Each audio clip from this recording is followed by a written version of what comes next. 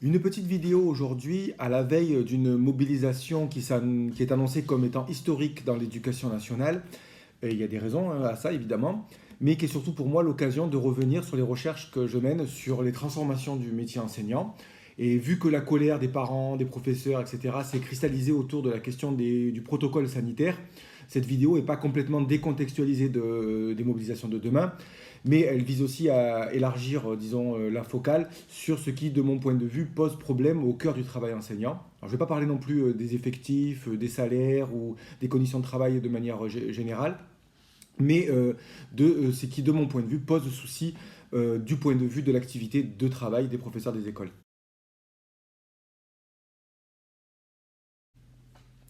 Si, bien sûr, je comprends en quoi c'est un souci. Je ne veux pas non plus parler dans cette vidéo de la question de la circulation du virus ou de la question du port du masque chez les enfants. Tout ça, je sais que c'est des questions qui se discutent, hein. Par contre, je comprends bien la déstabilisation que peut vivre un travailleur qui est contraint de s'adapter en permanence à des consignes qui sont changeantes, qui changent très vite et qui sont perçues comme peu pertinentes sur le terrain. Je comprends bien en quoi ça génère de la colère.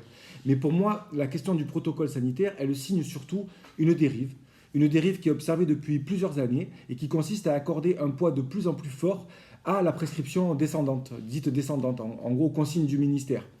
Parce qu'au-delà de la question du protocole sanitaire, cette année, il y avait d'autres protocoles qui étaient déjà mis en place, comme le protocole de gestion des élèves perturbateurs, par exemple. L'idée générale, c'est de dire aux travailleurs ce qu'ils doivent faire, comment ils doivent le faire, avec quels outils, etc., de manière de plus en plus serrée, de manière de plus en plus coercitive, par une prescription descendante. Et ce type de prescription, elles ont une caractéristique commune, c'est d'avoir été élaborées en dehors de la situation réelle de travail, en dehors de la situation de classe pour le cas des professeurs des écoles.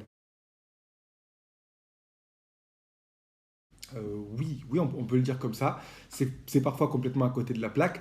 Si, par exemple, hein, si je m'attache qu'à la question du protocole sanitaire, notamment celui qui est à l'œuvre, le tout dernier, là, soi-disant allégé, il répond à des préoccupations du ministère, des préoccupations politiques portées par le ministère, mais il ne répond pas aux préoccupations réelles de celles de ceux qui font le travail, hein, des professeurs des écoles, ni non plus aux usagers du service public. Celui qui a prescrit cette attestation à télécharger, à imprimer, à remplir, etc., et celui qui a demandé aux professeurs des écoles de gérer tout ce bazar, ignore que la tâche réelle du professeur qui consiste à récupérer un document demandé aux parents, c'est pas un allant de soi, c'est pas facile, c'est coûteux, ça crée des tensions sur le terrain, etc. Tout ça pour dire que ce type de prescriptions-là, qui sont construites sans lien avec la situation réelle de travail, ce qui est nouveau, c'est qu'aujourd'hui, les professeurs doivent s'y plier. Voilà, c'est extrêmement coercitif et c'est une nouvelle norme de travail. Le professeur des écoles doit se plier à des injonctions venues d'en haut. Et cette nouvelle norme de travail, c'est ça qui, pour moi, constitue un souci majeur dans la transformation du métier enseignant.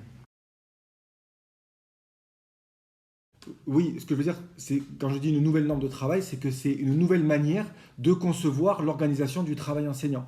Et de mon point de vue, qui est hérité d'un paradigme de taylorien, disons, et qui dépasse largement la question, en tout cas, du protocole sanitaire. Ces nouvelles normes de travail, elles font des enseignants des exécutants de leurs tâches et non des concepteurs de leurs tâches. Et ça concerne des pans entiers de leur métier. Ça concerne l'évaluation des élèves, ça concerne les programmes, ça concerne la formation continue, ça concerne les méthodes de lecture ou de numération, etc. Et tout ça, c'est le cœur de l'activité de travail des professeurs des écoles. C'est même le cœur de l'école.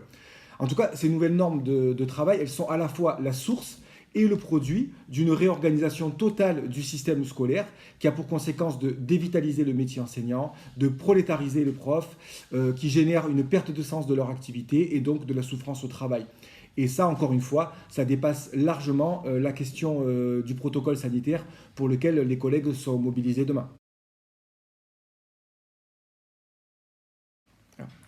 Euh, Si, dans un sens, oui, bien entendu, que la colère des professeurs est liée à la question du protocole sanitaire, mais pas seulement. En tout cas, disons que c'est l'étincelle, voilà, c'est l'étincelle qui peut mettre le feu à la poudrière, ou la goutte d'eau qui fait déborder le vase, en tout cas, c'est un prétexte à mobilisation, comme la taxe carbone, par exemple, avait été un prétexte à la mobilisation des Gilets jaunes, ou encore, puisque nous sommes dans une semaine de commémoration de la révolution tunisienne, comment la mort de Mohamed Bouazizi a à créer, à générer une révolte de tout un peuple contre Ben Ali.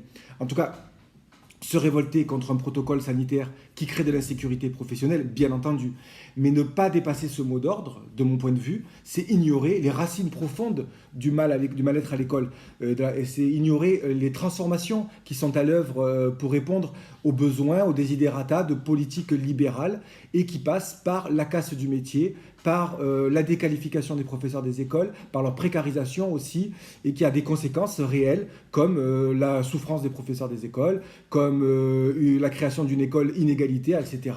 Et tout ça, bien entendu, que ça mérite bien une grève demain. Ouais, une grève, une manifestation, à minima, je dirais. Voilà.